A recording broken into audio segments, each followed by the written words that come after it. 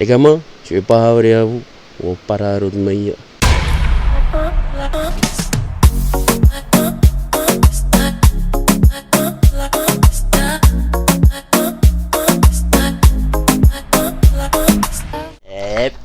Cool. Si jamais à terre tu regardes des vidéos de cette chaîne YouTube, faut que je t'explique un peu comment ça se passe ici. Moi c'est Andy, je suis de Tahiti et sur YouTube j'essaye de poster le plus souvent possible des vidéos sous le format vlog. Mon petit truc à moi, c'est que dans mes vlogs, j'ai décidé que j'allais répondre à vos questions. Si jamais tu as des questions qui ont un rapport avec moi ou avec mes patients, pose-les moi. Si jamais tu as des questions existentielles comme à quoi ça sert les mathématiques, pose-les moi et moi je te réponds dans une de mes vidéos. Exemple, aujourd'hui on va parler de la fashoda. Et pourquoi on parle de la fashoda? Parce qu'il y a quelqu'un qui nous a posé cette question là. Donc on va essayer d'y répondre aujourd'hui. Mais d'abord, même si je suppose que tu t'en fous, je me dois de me faire un petit point sur notre journée. Ça va bientôt être 10 h là. Et ce matin, après avoir déposé les enfants au bus, on est allé faire des petits papiers pour le voyage. Et plus ça avance, plus je me rends compte que c'est un sacré bordel ce voyage-là. En plus, il y a plein d'imprévus parce que dans le plan d'origine, on avait réussi à boucler le budget. Mais comme jamais rien ne se passe comme il faut, et bien finalement, on n'a pas le budget qu'on avait prévu d'avoir. Donc ça va être un peu hot et je suis en train de réfléchir à une solution là en ce moment. J'avoue que ça me plairait pas trop d'utiliser cette solution là. Et j'espérais vraiment en fait avoir ce petit budget là. Ben, j'aurais pu améliorer le setup. J'aurais peut-être même pu m'acheter un nouveau téléphone. Mais là, avec le petit budget qu'on a, on pourra pas. Notre priorité à moi et madame, c'est vraiment d'habiller les enfants. De préparer leur rentrée de l'année prochaine déjà. Pour pas cher et en même temps de bien leur faire profiter de leurs vacances là-bas quoi, parce que eux ils partent pour les vacances et nous en fait en gros on n'y va pas pour le shopping quoi. Mais bon bref, c'est comme ça, c'est les aléas de la préparation de vacances quoi. Je suppose que partout c'est comme ça. A few minutes later.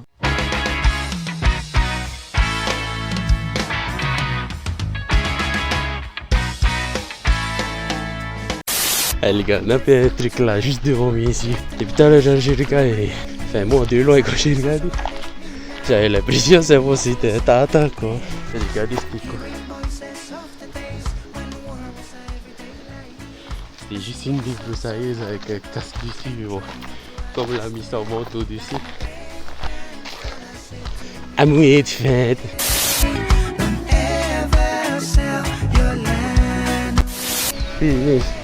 Je suis même pas encore arrivé au marais. Je suis déjà KO, essoufflé comme pas possible là.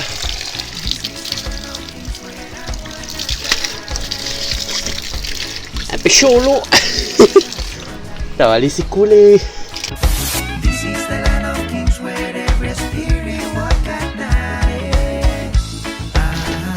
Fresh water.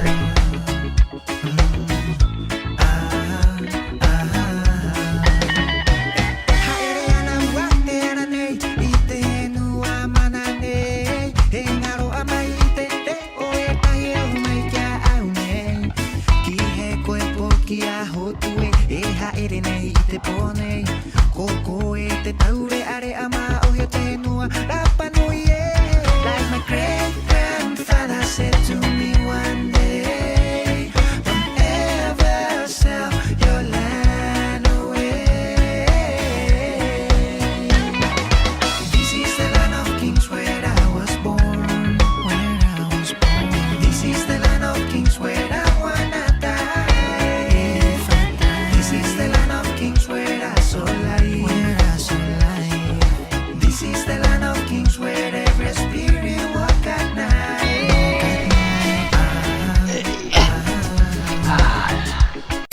Les gamins, je vais pas avoir à vous.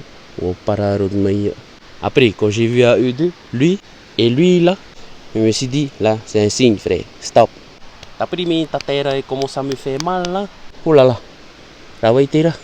À la base, le plan, c'était de partir du parking là-bas et de monter jusqu'au croisement. Pas aller plus loin, hein, parce que déjà les conditions sont trop. Hein. Au mur, un autre banane n'est pas encore à la moitié du chemin.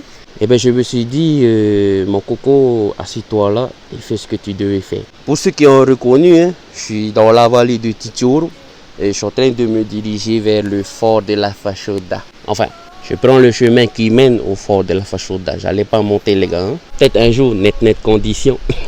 Enfin bref, je suis là, c'est en rapport avec la question qu'on m'a posée dans la vidéo précédente. Je sais plus vraiment c'était quoi la question, mais je pense qu'on me demandait est-ce que je vais faire un tour des sites historiques de Tahiti et je vais en faire un classement, quoi, un top 5, un top 10, je sais pas moi. Déjà pour répondre directement à la question, j'avais pas ce projet là en tête, mais maintenant que tu m'as mis ça dans la tête, je vais tester, pourquoi pas.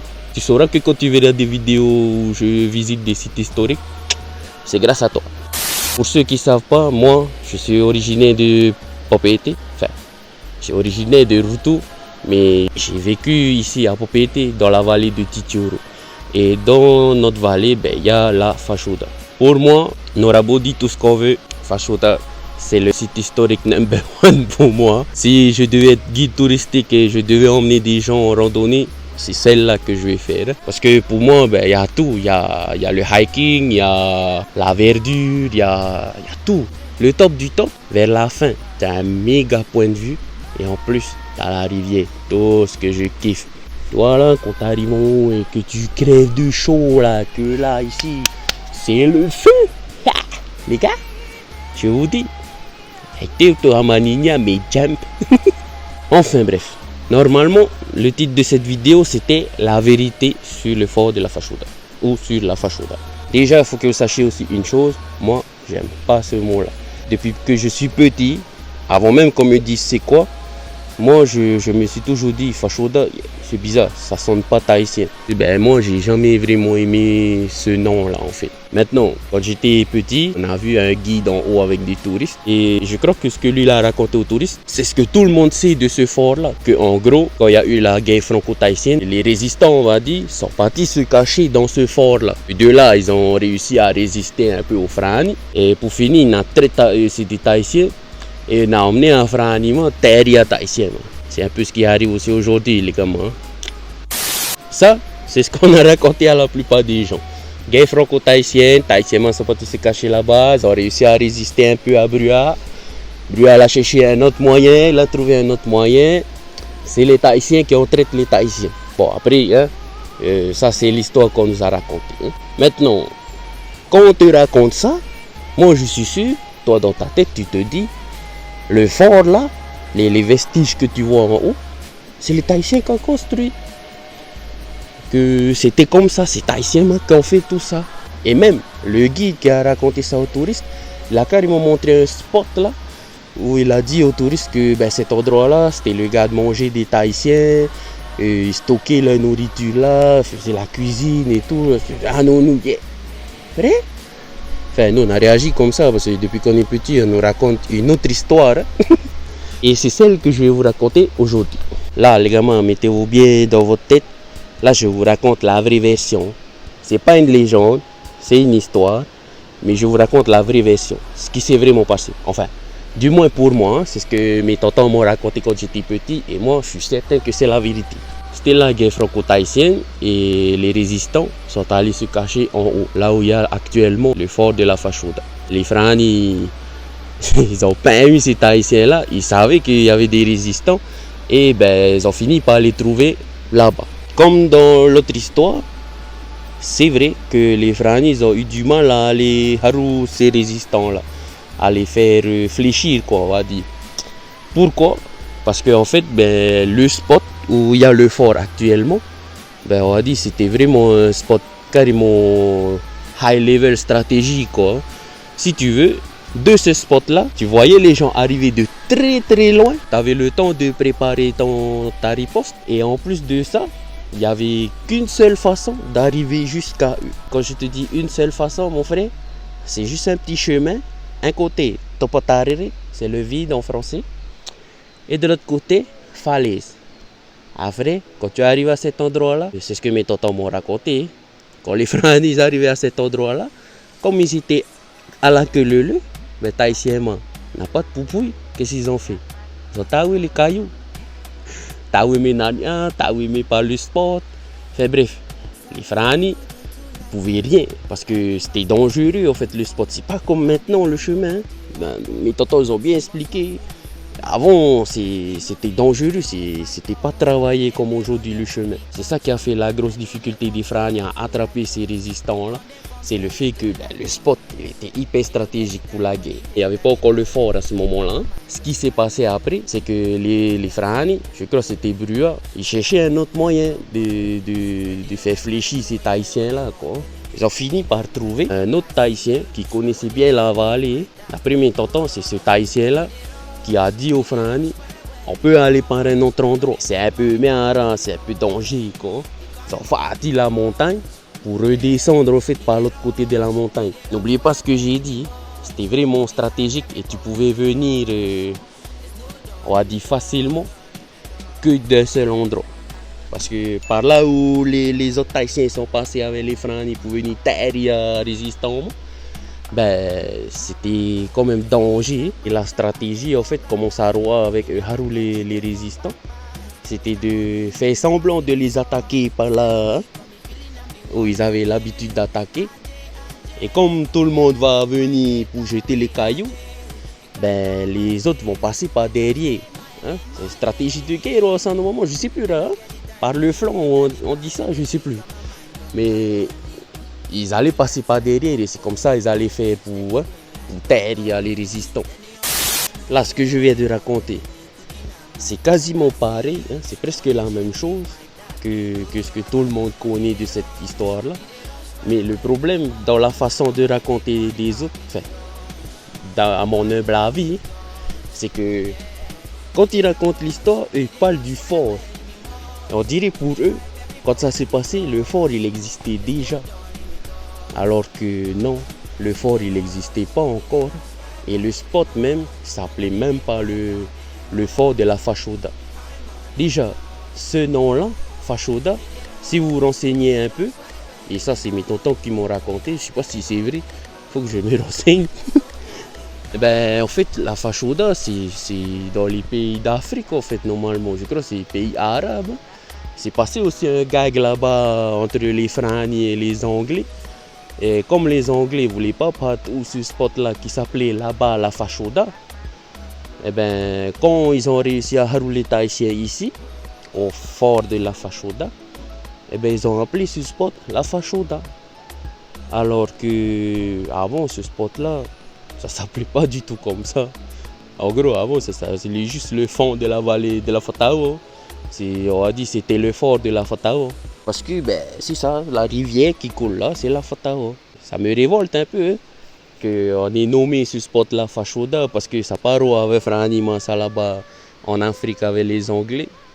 Roi Ramé Transport, et il y a Hatoparo et Onisho et Fashoda. Bon.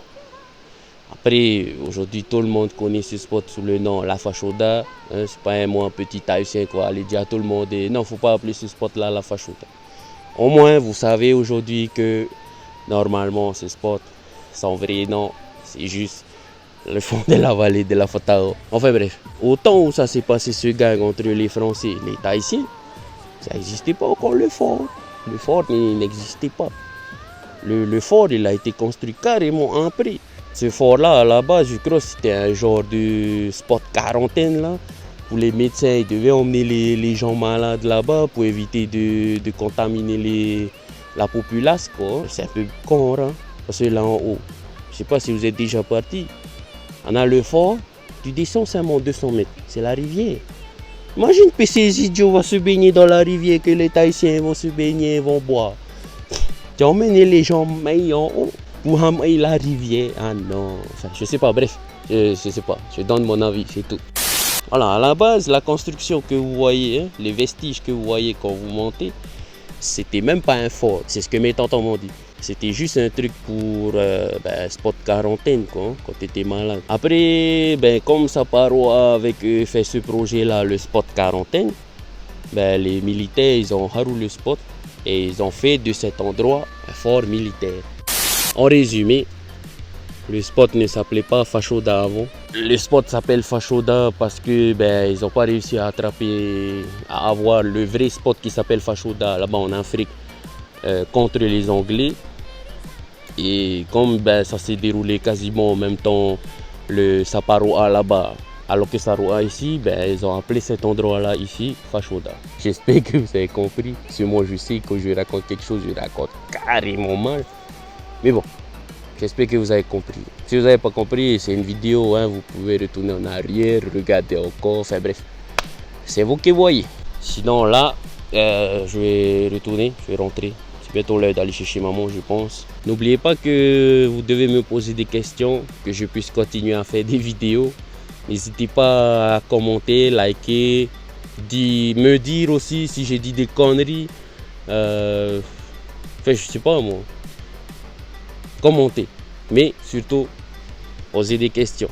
Ça va faire des vidéos. C'était tout pour moi. C'était Andy de Tahiti. Nana bisous.